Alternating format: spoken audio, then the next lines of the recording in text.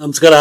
Chitraloka YouTube like ಮಾಡಿ, share ಮಾಡಿ, ಮತ್ತೆ ಸಬ್ಸ್ಕ್ರೈಬ್ ಮಾಡಿ. Thank you. ಅಲ್ಲಿವರೆಗೂ ನನಗೆ ಯಾವ ಮಟ್ಟಕ್ಕೆ ಅಂದರೆ ಸರ್, ಈ ಮಲ್ಲೇಶ್ವರಮಲ್ಲಿ ಕ್ಲೈಮ್ಯಾಕ್ಸ್ ಮಾಡಬೇಕು ಅಂತ ಇದ್ದಿದ್ದು ನಮ್ಮದು. ಒಂದು ದೊಡ್ಡದೊಂದು ಶಿವಂದು ಇದು ಬೇಕು ನನಗೆ ಅಂತ ಕೇಳಿದೆ. ಯಪ್ಪ, ವಿಗ್ರಹ ಬೇಕು ಅಂತ. ಶಿವಣ್ಣಂದು ಹೆಂಗೂ ನಾವು ಥಿಯೇಟ್ರಿಗೆ ಕಟ್ಔಟ್ ಹಾಕ್ತೀವಿ, ಅದನ್ನೇ ಒಂದು 100 ಫೀಟ್ ಒಂದು ಕಟ್ಔಟ್ ಮಾಡಿಸ್ಬಿಟ್ಟು ಕ್ಲೈಮ್ಯಾಕ್ಸಲ್ಲಿ ಯೂಸ್ ಮಾಡ್ಬಿಡೋಣ. ಯಾಕಂದರೆ ಚೀಫ್ ಮಿನಿಸ್ಟರ್ ವಾರ್ನಿಂಗ್ ಇದ್ದದು. ಇಲ್ಲಿಗೆ ಬಂದಾಗ ಒಂದು ಶಾಟ್ ಇಡೋದು, ಇಲ್ಲಿವರೆಗೂ ಬಂದಾಗ ಒಂದು ಶಾಟ್. 3ನೇ ದಿವಸಕ್ಕೂ ಏನೋ ಫುಲ್ ತಲೆ ಬಂತು ಸರ್. ಅಲ್ಲಿವರೆಗೂ ಶೂಟಿಂಗ್ ಮಾಡ್ತಾನೆ ಇದ್ದ. ಸೊ ಡಬಲ್ ಪಾಸಿಟಿವ್ ನೋಡ್ತಾ ಇದ್ದೀವಿ. ಫುಲ್ ಫಿಲಮ್ ನೋಡಿದ್ರು, ಚೆನ್ನಾಗಿ ಎಂಜಾಯ್ ಮಾಡಿದ್ರು. ಅಷ್ಟೂ ಪರ್ಸೆಂಟ್ ತೆಗ್ಸ್ಬಿಟ್ರು ಸರ್. ಅಲ್ಲಿಗೆ 1 ವಾರ ಶೂಟಿಂಗ್ ಮಾಡಿದ್ದೆ, ಅಷ್ಟು ಹೊಟ್ಟಾಯ್ತು. ಆಯ್ತಾ, ಇನ್ನು ಬಾಕಿದ್ದು ರೀ recording Chamundeshwari studio fixed sir. ಅಲ್ಲಿ ಇಳರಾಜ್ ಅವರು ಸಿಂಫೋನಿ ಆರ್ಕೆಸ್ಟ್ರಾನೆಲ್ಲ ಕರೆಸೋರು. ಅದು ನಿಮ್ಗೆ ಗೊತ್ತಲ್ಲ, ಶಿವಸೇನೆ ಟೈಟಲ್ ಸಾಂಗ್ಗೆ ಇಡೀ ಸುರೇಶ್ ಮಹಲ್ ಥಿಯೇಟ್ರೇನೆ, ಯಾವುದು ನಮ್ಮ ಪ್ರಿವ್ಯೂ ಥಿಯೇಟ್ರ್ನಲ್ಲಿ ಮ್ಯೂಸಿಷಿಯನ್ಸ್ ಫುಲ್ ಥಿಯೇಟ್ರು ಬರೀ ಮ್ಯೂಸಿಷಿಯನ್ಸ್ ಕೂತಿದ್ರು ಲೆಕ್ಕ ಕಡೆ. ಅಷ್ಟು ಜನ ಅವಾಗ ಇದಕ್ಕೆ ವೈಲಿನ್ಸ್ಗೆ ಅದೇನನ್ನು ಹಾಕೋರಲ್ಲಪ್ಪ. ಫಸ್ಟು ಅವರು ಯಾವುದು ಕರೆಸಿದ್ದು, ಕಾಲಾಪಾನಿ ಅಂತ ಒಂದು ಪಿಕ್ಚರು ಮೋಹನ್ ಲಾಲ್ದು ಪ್ರಿಯದರ್ಶನ್ದು ಬಂದಿತ್ತು ನೋಡಿ, ಅದಕ್ಕೆ ಕರೆಸಿದ್ದವ್ರನ್ನ ನಮ್ಮ ಶಿವಸೇನೆ ಟೈಟಲ್ ಸಾಂಗ್ಗೆ ಅಷ್ಟು ಬೇಕು ಬ್ಯಾಕ್ಗ್ರೌಂಡ್ಗೆ ಅಂತೇಳಿ ಸಿಂಫೋನಿ ಆರ್ಕೆಸ್ಟ್ರಾ ಯೂಸ್ ಮಾಡಿದ್ರು. ಅದು ಒಂದು ಮೇಜರ್ ನನಗೆ ರೀ ರೆಕಾರ್ಡಿಂಗ್ ಟೈಮ್ನಲ್ಲಿ ಬಡ್ಜೆಟ್ ಆಗೋಯ್ತು. ಅದು ಹೆಚ್ಚು ಕಮ್ಮಿ ಒಂದು 12 ಲಕ್ಷ ರೂಪಾಯಿ ಬಿದ್ದೋಯ್ತು ಸರ್. 7 ದಿವಸ ಏನೋ ರೀ ರೆಕಾರ್ಡಿಂಗು. ನಮ್ಮಲ್ಲಿ ಹೈಯೆಸ್ಟ್ ಅಂದ್ರೆ ಮಾಡ್ತಿದ್ದೆ 3 ದಿವಸ. ಅದಕ್ಕೆ ತಿರ್ಗಾ ನಾವು ಎಫೆಕ್ಟ್ಸ್ಗಳು ಮಾಡಬೇಕು, ಮಿಕ್ಸಿಂಗ್ ಮಾಡಬೇಕು. ಅವಾಗೆಲ್ಲ ಗೊತ್ತಲ್ಲ ನಿಮಗೆ, ಪಾಲಿಸ್ಟರ್ ಟೇಪ್ ತಗೊಂಬ, ಟ್ರಾನ್ಸ್ಫರ್ ಮಾಡು, ಈ ಥರದ್ದೆಲ್ಲ ಪರಿಸ್ಥಿತಿಗಳು. ಕೊನೆಗೆ ಎಲ್ಲ ಕೂತ್ಕೊಂಡು ಬಡ್ಜೆಟ್ ಹಾಕಿದ್ರೆ 1,53,00,000 ರೂಪಾಯಿ ಬಡ್ಜೆಟ್ ಬಂತು. ಬಿಸ್ನೆಸ್ ಏನು ಮಾಡೋಣ ಅಂದರೆ, ಒಬ್ಬ ಬೈಯರು ಬರ್ತಾ ಇಲ್ಲ, ಒಬ್ಬರ ಹತ್ರ ₹1 ಅಡ್ವಾನ್ಸ್ ತಗೊಂಡಿಲ್ಲ. ಅದರಲ್ಲೆಲ್ಲ ನನ್ನ ಫ್ರೆಂಡು ಸುಧೀರ್ ಕಾಮತ್ ಅಂದ್ಬಿಟ್ಟು ನಮ್ಮ ಮ್ಯಾಂಗ್ಳೂರು, ಅವರೊಬ್ಬರು ಶೈಲೇಂದ್ರ ಬಾಬು ಆಫೀಸಿಂದ ಕಮಿಟ್ ಆಗಿತ್ತು. ಅವ್ರ ಕಡೆಯಿಂದನೇ ಪರಿಚಯ ಆಗಿದ್ದು ನನಗೆ. ನಾವು we become very good friends. ಆ ಟೈಮಲ್ಲಿ ಅವ್ರದ್ದೊಬ್ಬದ್ದು ಬಿಟ್ಟರೆ, ಶೈಲೇಂದ್ರ ಬಾಬುದು ಬಿಟ್ಟರೆ ಬೇರೆ ಅಡ್ವಾನ್ಸ್ಗಳಿಲ್ಲ ನಮಗೆ. ಎಲ್ಲ ನಮ್ಮ ಖರ್ಚಲ್ಲೇ ಮಾಡಿದ್ದೀವಿ ಪಿಕ್ಚರು. ರಿಲೀಸ್ ಮಾಡೋಕ್ಕೆ ಯಾರು ಮುಂದೆ ಬರ್ತಾ ಇಲ್ಲ ಸರ್. ಪಿಕ್ಚರ್ ನೋಡಿದವರೆಲ್ಲ ಕ್ಲಾಸ್ ಆಗೋಯ್ತು ಪಿಕ್ಚರು, ಏನು ಆ ಪಿಕ್ಚರು ಓಮ್ ಸ್ಟೈಲಲ್ಲಿ ಐತೆ ಅಂತ ಬಂದರೆ, ಇದು ನೋಡಿದ್ರೆ ಎಲ್ಲ ನನ್ನ ಮುಂದೆ ಇದು ಯಾವುದೋ ರಾಜೇಶ್ ಪೈಲಟ್ಟು ಏನು ಅವನು ಶೇಷನ್, ಅವ್ರದ್ದು ತಂದಿದ್ದೀರಿ, ಪೈಲಟ್ದು ತಂದಿದ್ದೀರಿ, ಚಂದ್ರಸ್ವಾಮಿ ತಂದಿದ್ದೀರಿ, ಅದ್ವಾನಿ ತಗೊಂಬಂದಿದ್ದೀರಿ, ಅದು ಇದು ಏನೇನೋ ಮಾಡಿಬಿಟ್ರು ಸರ್. ನನ್ನ ಕತೆ ಬಾದಾಮಿ ಹೌಸ್ನಲ್ಲಿ ಫಸ್ಟ್ ಪ್ರೊಜೆಕ್ಷನ್ ಆಗ್ದು ಸರ್. ನಮ್ಮ ಫಾದರೇ ಬಂದು ತಪ್ಕೊಂಡ್ರು ನನ್ನ, ಭಾಳ ಚೆನ್ನಾಗೈತೆ ಏನೇ ಆ ಪಿಕ್ಚರು ಹಂಗೆ ಹಿಂಗೆ ಅಂತ. ಶಿವಣ್ಣ ಎಲ್ಲ ಭಾಳ ಖುಷಿ.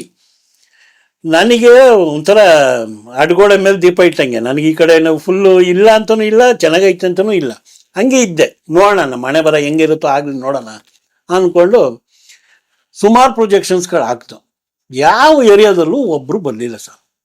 ಕೊನೆಗೆ ನಮ್ಮ ಹೊಸಪುರದ ಸುಧೀರ್ಗೆ ನಮ್ಮ ಶೈಲೇಂದ್ರ ಬಾಬುನೇ ಏನೋ ಕನ್ವಿನ್ಸ್ ಮಾಡಿ, ಆ ಅಪ್ಪನಿಗೆ BKT ಪ್ರಿಂಟು ಪಬ್ಲಿಸಿಟಿ ಎಲ್ಲ ಹಾಕ್ಕೊಂಡು ರಿಲೀಸ್ ಮಾಡಿ, ಒಂದು ಪರ್ಸೆಂಟೇಜ್ ಅಂತ, ಅಡ್ವಾನ್ಸು ಪರ್ಸೆಂಟೇಜ್ ಅಂತ ಮಾಡ್ಕೊಂಡು ಅವರು ರಿಲೀಸ್ ಮಾಡೋಕ್ಕೆ ಪ್ಲ್ಯಾನ್ ಮಾಡಿದ್ರು. ಅವಾಗ ನಾವೇ ರಿಸ್ಕ್ ಮಾಡಿ ಆಗಿದ್ದಾಗಲಿ ಅಂಥೇಳಿ ಮೈಸೂರವ್ರಿಗೂ ಅಡ್ವಾನ್ಸು ಪರ್ಸೆಂಟೇಜು, ದೀಪಾ ಫಿಲಮ್ಸ್ ಅಂತ ಮಾದೇಗೌಡ, ಆಮೇಲೆ ಇನ್ನು ಬಾಕಿಯವೆಲ್ಲ ನಾವೇ ಪ್ರಿಂಟ್ ಕಳಿಸಿ ಏನೋ ಥಿಯೇಟ್ರ್ಗಳ ಹತ್ರ ಮಾತಾಡಿ ಕೊನೆಗೆ ರಿಲೀಸ್ ಸರ್. ಅವಾಗೆಲ್ಲ 23 ಏನೋ ಹಾಕಿದ್ದು ಅವಾಗ ಸರ್. ಅವಾಗ 23 ಅಂದರೆ ಈಗಿನ ಥರ DTS ಅಲ್ವಲ್ಲ ಸರ್. ಅವಾಗ ಪೋಸ್ಟರ್ಸ್ ಎಲ್ಲ ಕಳಿಸ್ಬೇಕಾಗಿತ್ತು ಅವಾಗೆಲ್ಲ. ಬೆಳಗ್ಗೆ ಎದ್ದರೆ ಪ್ರಿಂಟು ಅಲ್ಲಿಗೆ ಹೋಗಿ ರೀಚ್ ಆಗೋವರೆಗೂ ಅದೊಂದು ಪ್ರಾಬ್ಲಮ್ಮು ಸರ್. ಅದು ರಿಲೀಸ್ ಮಾಡಿಬಿಟ್ಟ ಸರ್ ಪಿಕ್ಚರೇನೋ. ಅದೇ ಟೈಮಲ್ಲಿ ಇಂಡಿಯನ್ ಪಿಕ್ಚರು ಹೊಸಪುರದ ಸುದ್ದಿ ತಗೊಂಡಿದ್ರು, ಕಮಲಾಸನ್ದು ನರ್ತಕಿ ಒಳಗೆ ನನ್ನ ಪಿಕ್ಚರ್ ಹಾಕಿದ್ರು. ನಮ್ಮದು ಶಿವಣ್ಣಂದು ಯಾವುದೋ ಪಿಕ್ಚರ್ ಕಂಟಿನ್ಯೂಷನ್, ನಂದು ದೊರೆನೋ ಯಾವುದೋ ಗೊತ್ತಿಲ್ಲ ಅಂತ ಕಾಣುತ್ತೆ. ಒಟ್ಟಿನಲ್ಲಿ ನರ್ತಕಿ ಪಿಕ್ಚರಲ್ಲಿ ಪ್ರೊಜೆಕ್ಷನ್ನು ಮಾರ್ನಿಂಗ್ ಶೋ ಶುರುವಾಯಿತು. ಇನ್ ಬಿಟ್ವೀನ್ ಇವರು ಟ್ರೈಲರ್ ಹಾಕ್ಬಿಟ್ಟಿದ್ದಾರೆ ಇಂಡಿಯನ್ದು, ತಮಿಳ್ದು. ತಗೊಳ್ಳಿ ಗಲಾಟೆ ಶುರು ಮಾಡಿಬಿಟ್ಟಿದ್ದಾರೆ ಹುಡುಗರೆಲ್ಲ. ಗ್ಲಾಸೆಲ್ಲ ಹೊಡೆದಾಕ್ಬಿಟ್ಟವ್ರೆ ಸರ್. ಹಣೆ ಬರೋಕ್ಕೆ, ನಮ್ಮ ಹಣೆ ಬರೋಕ್ಕೆ ಎಲ್ಲಿ ಹೋದ್ರು ನಾನೇ ಹೋಗ್ಬೇಕು ಸ್ಯಾಲ್ವೇಷನ್ಗೆ. ಆಮೇಲೆ ವಜ್ರೇಶ್ವರಿ ಪಕ್ಕದ ನನ್ನ ಆಫೀಸ್ ಇತ್ತು. ಪಾರ್ವತಮ್ಮರು ಹೇಳಿ ಕಳಿಸಿದ್ರು. ಹೋಗಿದ ತಕ್ಷಣ ಏನಪ್ಪ ನಿಂದು ಒಂದಲ್ಲ ಕಣಪ್ಪ, ಬೆಳಗ್ಗೆದ್ರೆ ಪೇಪರಲ್ಲೂ ನಿನ್ನವೇ ಕಾಂಟ್ರವರ್ಷಿಯಲ್ ನ್ಯೂಸು, ಎಲ್ಲೂ ಗಲಾಟೆ ಆದರೂ ನಿಂದೆ ಇದು. ಫಸ್ಟ್ ಹೋಗಪ್ಪ ಥಿಯೇಟ್ರಿಗೆ ಅಂದರು. ದೊರೆ ಭಗವಾನು, ನಾನು, MS ರಾಜಶೇಖರು, ಗೋವಿಂದಣ್ಣ 4 ಜನ ಹೋದ್ವಿ. ಹೋಗಿ ನೋಡಿದ್ವಿ. ಸುಮಾರು ಗ್ಲಾಸ್ ಎಲ್ಲ ಹೊಡೆದಾಕಿದ್ದಾರೆ. ಅಲ್ಲಿವರೆಗೂ ನನಗೆ ಯಾವ ಮಟ್ಟಕ್ಕೆ ಅಂದರೆ ಸರ್, ಈ ಮಲ್ಲೇಶ್ವರಮಲ್ಲಿ ಕ್ಲೈಮ್ಯಾಕ್ಸ್ ಮಾಡಬೇಕು ಅಂತ ಇದ್ದಿದ್ದು ನಮ್ಮದು. ಒಂದು ದೊಡ್ಡದೊಂದು ಶಿವಂದು ಇದು ಬೇಕು ನನಗೆ ಅಂತ ಕೇಳಿದೆ. ವಿಗ್ರಹ ಬೇಕು ಅಂತ. ಅದಕ್ಕೆ ಚೆನ್ನೈಯಿಂದ ಕರೆಸಿ ಅದನ್ನು ಮಾಡಿಸೋದಕ್ಕೆ ಎಲ್ಲಿ ಮಾಡಿಸೋದು ಏನು ಅಂದಾಗ, ನಮ್ಮ JP ನಗರಲ್ಲಿ ಯಾವುದೋ ಹೋಟ್ಲ್ ಇದೆಯಲ್ಲ ಬದಿ, ಆರ್ಟಿಸ್ಟ್ ಅಸೋಸಿಯೇಷನ್ ಎಲ್ಲ ಆ ಪಾರ್ಕ್, ಅದೇನೋ ಪಾರ್ಕ್ ಅಂತಾರೆ, ಅದು ಮರ್ತೋಗಿದ್ದೀನಿ, ಕಾಂಪ್ಲೆಕ್ಸಿಂದ ಎದುರುಗಡೆ ರೋಡಲ್ಲಿ, ಅಲ್ಲಿ ಮಾಡಿಸೋಣ ಅಂತ ಎಲ್ಲ ಪ್ಲ್ಯಾನ್ ಮಾಡಿದ್ರು. ಎಷ್ಟಾಗುತ್ತೆ ಬಡ್ಜೆಟು ಅಂದರೆ 1.5 to 2 ಲಕ್ಷ ಆಗ್ಬೋದು. ಯಾರು ಸೆಟ್ಟು ಇವರು. ನಾನು ಹೇಳಿದೆ, ಇದಕ್ಕೆ ಮುಂಚೆ ಕಲ್ಲಲ್ಲಿ ಮಂಟಪ ಬೇಕು ಅಂತ ಕೇಳಿದ್ದೀಯಪ್ಪ. ಇದೇ ಇಸ್ಮೇಲ್ ಆರ್ಟ್ ಡೈರೆಕ್ಟ್ರು ಸುಬ್ರಹ್ಮಣ್ಯ ನಗರದಲ್ಲಿ ತಗೊಂಬಂದು ಕಲ್ಲನ್ನು ಇಟ್ಟು ಮಂಟಪ ಮಾಡೋದು. ಏನು ಕಮ್ಮಿ ಇರುತ್ತವ ವೆಯ್ಟ್ಗಳು, ಅವೆಲ್ಲ ಕ್ರೇನ್ಗಳು ಬೇಕು, ಅವೆಲ್ಲ ಮಾಡೋಕ್ಕೆ.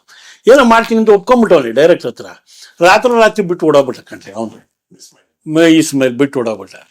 ತಿರ್ಗಾ ಆಮೇಲೆ ನಮ್ಮ ಚಾರಿ ಇವ್ರನ್ನ ಕರ್ಕೊಂಡು, ಇನ್ನೊಬ್ರು ಯಾರು ಮಲ್ಲೇಶ್ವರಮಲ್ಲ, ಅವ್ರ ಹೆಸರು ಮರ್ತೋಗಿದ್ದೀನಿ, ಅವರು ಇಬ್ಬರು ಸೇರಿಕೊಂಡು ಕೊನೆಗೆ ಎಂಚೆ ಹಾಕಿ ಅದೇನೋ ಮಾಡಿ ಕೊನೆಗೆ ಅದನ್ನೇ ಕನ್ವಿನ್ಸ್ ಮಾಡ್ಬೋದಾಗಿತ್ತು. ನೀವು ಹೇಳಿದ್ನೆಲ್ಲ ಪ್ರಯತ್ನ ಮಾಡಿದ್ದೀನಿ, ಆಗಿಲ್ಲ. ಅವರೇ ಓಡೋದಾಗ ನಾನು ಹೋಗಿ ಕಟ್ಟಕ್ಕಾಗತ್ತಾ? ಸೇಮ್ ಈ ಶಿವಂದು ಇದು ಬಂತು. ನಾನು ಹೇಳಿದೆ, ಸರ್ ಇದೆಲ್ಲ ಆಗದೇ ಇರೋ ಕೆಲಸ, ದಯವಿಟ್ಟು ಬೇರೆ ಏನಾರ ಪ್ಲ್ಯಾನ್ ಮಾಡಿ.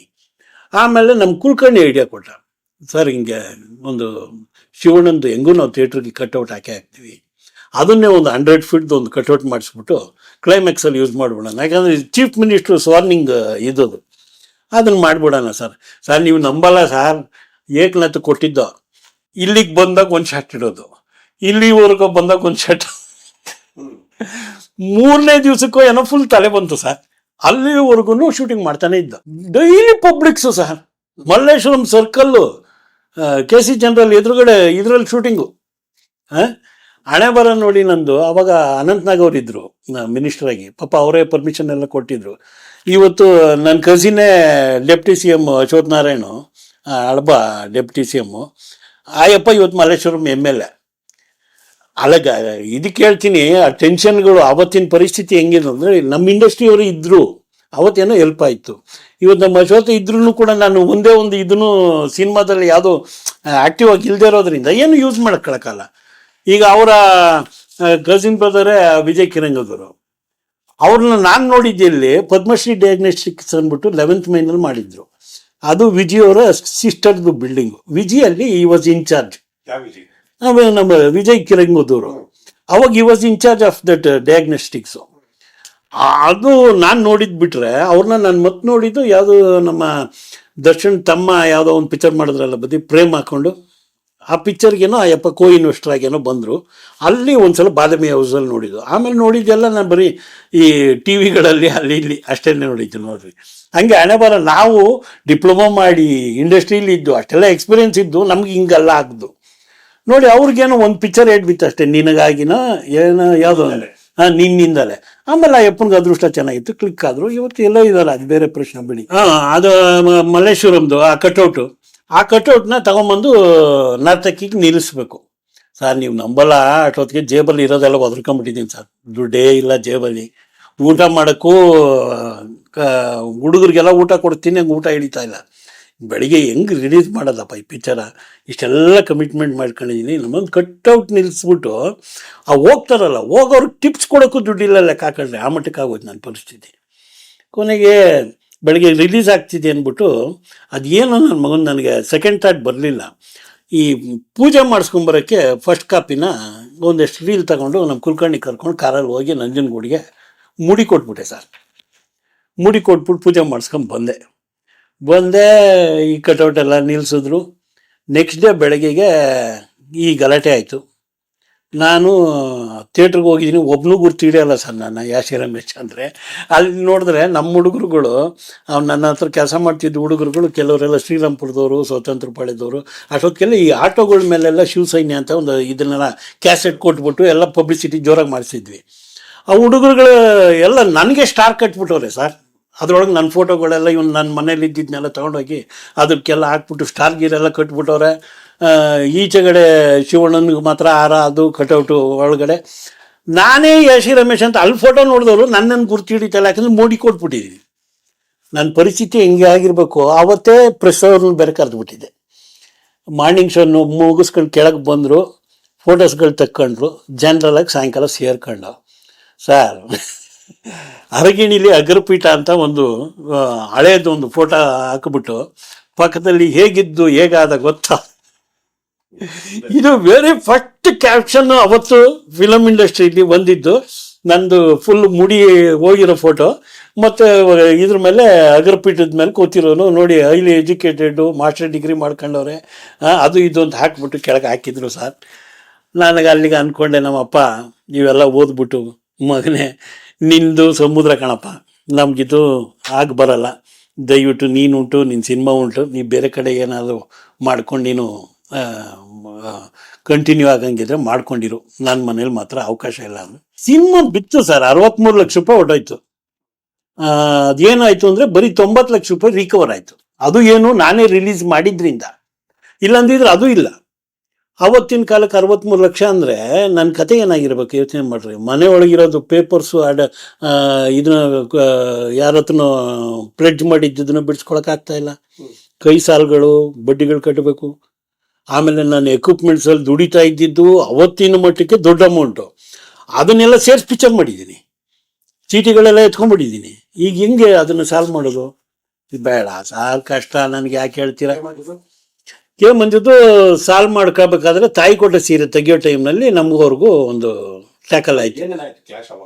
ಕ್ಲಾಶ್ ಅಂದರೆ ಅದೇ, ನಾನು ಅವಾಗ ಅಪ್ ಟು ಡೇಟು ಅವ್ರಿಗೆ ಇಂಟ್ರೆಸ್ಟ್ಗಳೆಲ್ಲ ಕೊಟ್ಬಿಟ್ಟು ಇಮ್ಮಿಡಿಯೇಟಾಗಿ ಪಿಕ್ಚರ್ ಮಾಡಲೇಬೇಕಾಗಿತ್ತು ಸರ್. ಅವಾಗ ಅವ್ರದ್ದು ಮರ್ತೋಗಿದ್ದೀನಿ ಸರ್, ಇರ್ಬೋದು ಮೋಸ್ಟ್ಲಿ 20% ಏನೋ ಅಂತ ಕಾಣ್ತಾ ಇದೆ. ಇರಬೇಕು ಅಂತ ಕಾಣುತ್ತೆ, ಮರ್ತೋಗಿದ್ದೀನಿ, ಈಗ ಭಾಳ ವರ್ಷ ಆಯಿತು. ಆ ಟೈಮಲ್ಲಿ ನಾನು ಪಿಕ್ಚರ್ ಇಮ್ಮಿಡಿಯೇಟಾಗಿ ಸ್ಟಾರ್ಟ್ ಮಾಡಲೇಬೇಕಾಗಿತ್ತು. ಮನೆಯಿಂದ ಬೇರೆ ಹೊರಗಡೆ ಬಂದುಬಿಟ್ಟಿದ್ದೆ, ರತ್ನಂ ಇಂಟರ್ನ್ಯಾಷನಲಲ್ಲಿ ಉಳ್ಕೊಂಡಿದ್ದೆ ನಾನು. ಅಲ್ಲಿ ನಮ್ಮ ನಾರಾಯಣು ನಾನು ರೆಗ್ಯುಲರ್ ಟಚ್ಚಲ್ಲಿದ್ವಲ್ಲ, ಸಿಪಾಯಿ ಓಡ್ತಾ ಇತ್ತು ಸಂತೋಷ್ ಥಿಯೇಟ್ರ್. ನಮ್ಮಪ್ಪನೇ ಕಳಿಸ್ಬಿಟ್ರು, ಇನ್ನೊಂದು ಒತ್ತಡ ತಡಿಯೋಕ್ಕಾಗಲ್ಲ. ಬೆಳಗ್ಗೆ ಎದ್ರೆ ಎಲ್ಲ ಈ ಕಲಾಸಿ ಪೊಳಿದಂಥವ್ರು ಹುಡ್ಕೊಂಡು ಮನೆ ಮುಂದೆ ಬಂದರೆ ಫ್ಯಾಮಿಲಿ ಅದು ನಮ್ಮ ಅಪ್ಪ ರಿಟೈರ್ಡ್ ಗೆಸ್ಟೆಡ್ ಆಫೀಸರು, ಅವ್ರು ಇವೆಲ್ಲ ನೋಡಿಲ್ಲ. ಆಮೇಲೆ ನಮ್ಮನ್ನೆಲ್ಲ ಅವ್ರು ನೋಡಿದ್ದು ಇಂದ್ರ ಚಂದ್ರ ಅಂತಾನೆ. ಈ ಸಿನಿಮಾಗೆ ಬಂದ್ಮೇಲೆ ಹಿಂಗೆ ಆಗುತ್ತೆ ಅಂತ ನಮ್ಗೇನು ಗೊತ್ತಿತ್ತು. ಸೊ ನಾನೇ ಏನಕ್ಕೆ ನಮ್ಮಿಂದ ಇವ್ರಿಗೆ ತೊಂದರೆ ಬೇಡ ಅಂತೇಳಿ ಒಂದು ಸ್ವಲ್ಪ ದಿವ್ಸದ ಮಟ್ಟಿಗೆ ನಮ್ಮ ಅಣ್ಣನ ಮನೆಗೆ ಹೋಗಿದ್ದೆ. ನಮ್ಮ ಅದಕ್ಕೆ ಅವಾಗ ಸೆಕೆಂಡ್ ಸನ್ಗೆ ಡೆಲಿವರಿಗೆ ಹೋಗಿದ್ರು. ಅಲ್ಲೋಗಿ 1.5 ತಿಂಗಳಿದ್ದೆ. ಅಲ್ಲೂ ಸುಮ್ಮನೆ ಇರಬಾರ್ದು, ಅಲ್ಲೂ ಒಂದು ಸ್ವಲ್ಪ ಸೆಲ್ಫ್ ರೆಸ್ಪೆಕ್ಟು. ಯಾಕೆ ಅವ್ರ ಮನೇಲಿ ಫ್ರೀಯಾಗಿ ಊಟ ಮಾಡಬೇಕು ಅನ್ನೋದ್ರಿಂದ ನಮ್ಮ ತೋಟ ಇತ್ತು ತಾವರೆಕೆರೆಯಲ್ಲಿ. ಅಲ್ಲಿ ಹೋಗಿ ಇಡೀ ದಿವಸ ಅಲ್ಲಿರೋದು ತೋಟದಲ್ಲಿ, ಒಬ್ರಿಗೂ ಕಾಣ್ದಂಗೆ ಡಿಸ್ಗೈಸ್ ಆಗಿ. ಇಲ್ಲಿ ಒಂಥರ ಇಮೇಜ್ ಪ್ರಾಬ್ಲಮ್ ಶುರು ಆಗ್ಬಿಡುತ್ತೆ, ಒಬ್ರಿಗೂ ಮುಖ ತೋರ್ಸಕ್ಕಾಗಲ್ಲ. ಇಲ್ಲಿ ಬಂದವ್ರಿಗೆಲ್ಲ ಅವಾಯ್ಡ್ ಮಾಡಬೇಕು, ಇನ್ನೇನು ಮಾಡೋದು. ಹಾಂ, ಮತ್ತು ಹೋಗಿ ಅಲ್ಲಿ ತೋಟದಲ್ಲಿ ಸೇರಿಕೊಂಡು ಅಲ್ಲೊಂದು ಬೆಳಗಿನ ಸಾಯಂಕಾಲದವರೆಗೂ ಇರೋದು, ಮತ್ತು ಸಾಯಂಕಾಲ ಬಂದು ಮಲ್ಕೊಳ್ಳೋದು, ಬೆಳಗ್ಗೆ ಹೋಗೋದು, ಇದೇ ಕೆಲಸ ಮಾಡ್ತಿದ್ದೆ. ಇನ್ ಬಿಟ್ವೀನ್ ಏನಾಯಿತು, ನಾರಾಯಣು ನಾನು ರೆಗ್ಯುಲರ್ ಟಚ್ಚಲ್ಲಿದ್ವಲ್ಲ, ನಾರಾಯಣು, ಶ್ರೀಕಂಠ್ ಮೂರ್ತಿ ಮತ್ತು ಸ್ವಾಗತ್ ಬಾಬು, ಇವ್ರು 3 ಜನ ಸೇರ್ಕೊಂಡು ಒಂದು ಪಿಕ್ಚರ್ ಮಾಡಬೇಕು ಅಂತೇಳಿ ಪ್ಲ್ಯಾನ್ ಮಾಡಿ, ಅಜಯ್ ಕುಮಾರ್ ತಾಯಿ ಕೊಟ್ಟ ಸೀರೆ ಅಂತ ಪ್ಲ್ಯಾನ್ ಮಾಡೋದು. ಆಲೇ ಟೈಟಲ್ ರಿಜಿಸ್ಟರ್ ಮಾಡಿ ಶ್ರುತಿಗೆ ಒಬ್ರಿಗೆ ಇನ್ಯಾರಿಗೂ ಒಬ್ರಿಗೆ ಅಡ್ವಾನ್ಸ್ ಕೊಟ್ಟಿದ್ರು ಅಷ್ಟೇ. ಸೊ ನರ್ತಕಿ ಥಿಯೇಟ್ರಿಗೆ ಹೋದೆ, ಇದೆಲ್ಲ ಗ್ಲಾಸ್ ಎಲ್ಲ ಹೊಡೆದು ಎಲ್ಲ ಇದು ಮಾಡಿದ್ರು. ಸೊ ಹುಡುಗರಿಗೆಲ್ಲ ಕನ್ವಿನ್ಸ್ ಮಾಡಿ ಆ ಟ್ರೈಲರು ಇವಾಗ ಹಾಕೋದು ಬೇಡ ಅಂತೇಳಿ ಸುಧೀರ್ಗೆ ಹೆಂಗೋ ಕನ್ವಿನ್ಸ್ ಮಾಡಿ ಆ ಟ್ರೈಲರ್ನ ತೆಗ್ಸಿ ಪಿಕ್ಚರ್ ಎಂಡಲ್ಲಿ ಹಾಕ್ಕೊಳ್ಳಿ, ಪಿಕ್ಚರ್ ಸ್ಟಾರ್ಟಲ್ಲಿ ಹಾಕಿ, ದಯವಿಟ್ಟು ಇಂಟರ್ವಲಲ್ಲಿ ಮಾತ್ರ ಬೇಡ ಅಂಥೇಳಿ ಕನ್ವಿನ್ಸ್ ಮಾಡಿ ಕೊನೆಗೆ ಒಪ್ಕೊಂಡ್ರು ಅವರು. ಒಪ್ಕೊಂಡ್ಮೇಲೆ ಆಮೇಲೆ ಮಾಮೂಲಾಗಿ ನಡೀತು. ಆಮೇಲೆ ಆ ಡ್ಯಾಮೇಜಸ್ನೆಲ್ಲ ಸುಧೀರೇ ಏನೋ ಫುಲ್ಫಿಲ್ ಮಾಡಿಕೊಟ್ರು, ಹೊಸಬ್ರದ ಸುಧೀರು. ಸೊ ಅಲ್ಲಿ ನಂದು ಕಂಟಿನ್ಯೂಸು ಸರ್ 50 ಡೇಸು ಕಂಟಿನ್ಯೂಸ್ ಆಗಿ ಹೋಯ್ತು. ಬಟ್ ಏನು ಬಡ್ಜೆಟ್ ಜಾಸ್ತಿ ಆಗಿದ್ದರಿಂದ ನನಗಾಗಿದ್ದ ಕಲೆಕ್ಷನ್ ನನಗೆ ವಾಪಸ್ಸು ಬರಲಿಲ್ಲ. ಯಾಕಂದರೆ ಬಡ್ಜೆಟ್ ಜಾಸ್ತಿ ಮಾಡ್ಕೊಂಡಿರೋದು ನಾವೇ. ರಿಲೀಸ್ ಆಗಿ ನಮ್ಮ ಕಲೆಕ್ಷನ್ ಬಂದರೂ ಕೂಡ ನನಗೆ 50 ಡೇಸ್ ಅಲ್ಲ 100 ಡೇಸ್ ಹೋದರೂ ಕೂಡ ಅಷ್ಟು ಅಮೌಂಟ್ ಬರಲ್ಲ ಮೇಯ್ನು. ಅಷ್ಟರೊಳಗೆ ಏನು ಮಾಡಿದ್ರು ಇವರು, 75 ಡೇಸ್ ಆಗಿತ್ತು ಸರ್. ಸುಧೀರು ರೆಡಿ ಇದ್ದರು, ನಾನು 100 ಡೇಸ್ ಕಂಪ್ಲೀಟ್ ಮಾಡಿಸ್ತೀನಿ, ತಲೆ ಕೆಡಿಸ್ಕೋಬೇಡ ಅಂತ. ಇವರೇನೆ ಅಣ್ಣವ್ರ ಮಕ್ಕಳು ಪಿಕ್ಚರು, ಶಿವಣ್ಣಂದೇ ಪಿಕ್ಚರ್ ತಗೊಂಬಂದು ನಂದೇ ಕಟ್ಔಟ್ಗೆ ಅಣ್ಣವ್ರ ಮಕ್ಕಳದು ಕೆಳಗಡೆ ಇದನ್ನು ಟೈಟ್ಲ್ ಹಾಕಿಬಿಟ್ಟು ಅದೇ ಥಿಯೇಟ್ರಿಗೆ ತಗೊಂಬಂದು 2 ಶೋ ಕೂರಿಸಿದ್ರು ಸರ್. ನಮ್ಮ ಪರಿಸ್ಥಿತಿ ಏನಾಗಬೇಕು? ಯಾರು ಕೂರಿಸಿದ್ದು? ಯಾರು ಕೂರಿಸಿದ್ರು ಅಂತ ಏನು ಹೇಳ್ತೀರಾ? ಈಗ ಹೀರೋ ಹೇಳ್ದಂಗೆ ತಾನೇ ಸರ್ ನಾವು ಕೇಳ್ತೀವಿ. ಹೀರೋ ನಿನ್ನ ಅಲ್ಲಿ ಮಾಡೋದು ತಪ್ಪು ಅಂತಂದರೆ ಅವ್ರೇನು ಸರ್ ಮಾಡ್ತಾರೆ? ಬೇರೆ ಥಿಯೇಟ್ರಿಗೆ ಹೋಗ್ಬೋದಲ್ವಾ? ನಂದೇ ಥಿಯೇಟ್ರಿಗೆ ತಗೊಂಬಂದು 2 ಶೋ 2 ಶೋ ಕುಣಿಸಿದ್ರೆ ನಾವೇನಾಗ್ತೀವಿ? ಕೊನೆಗೆ ಸುಧೀರ್ ಅಪ್ಸೆಟ್ ಆಗಿ ಬೇಡ ಅಲ್ಲಿ ಬೇಡ ಅಂದ್ಬಿಟ್ಟು ತ್ರಿಭುವನ್ ಥಿಯೇಟ್ರಿಗೆ ಶಿಫ್ಟ್ ಮಾಡಿಕೊಂಡು ಅಲ್ಲಿ 90 ಡೇಸೇನು ಮಾಡಿದ್ವಿ. ಇನ್ನು 10 ಡೇಸ್ಗೆ ಕಷ್ಟ ಆಯಿತು ನನಗೆ. ಡೆಫಿಸಿಟ್ ಬಂದರೆ ಮತ್ತೆ ಕೈಯಿಂದ ಕಟ್ಕೊಡ್ಬೇಕಾಗತ್ತಲ್ಲ, ಪರ್ಸೆಂಟೇಜ್ ಹೊರಡೋಕೋದ್ರೆ ನಾನು ಬೇಡ ತೆಗೆದುಬಿಡಿ ಅಂತ ತೆಗೆಸ್ಬಿಟ್ಟೆ. ಸೆಂಚುರಿ ಆಗಲಿಲ್ಲ. ಆ ಟೈಮಲ್ಲಿ ಒದ್ದಾಟದಲ್ಲಿ ಇರಬೇಕಾದ್ರೆ ನಾರಾಯಣ್ದು ಮತ್ತೆ ಸ್ಟಾರ್ಟ್ ಮಾಡಲೇಬೇಕೀಗ, ಬೇರೆ ವಿಧಿ ಇಲ್ಲ.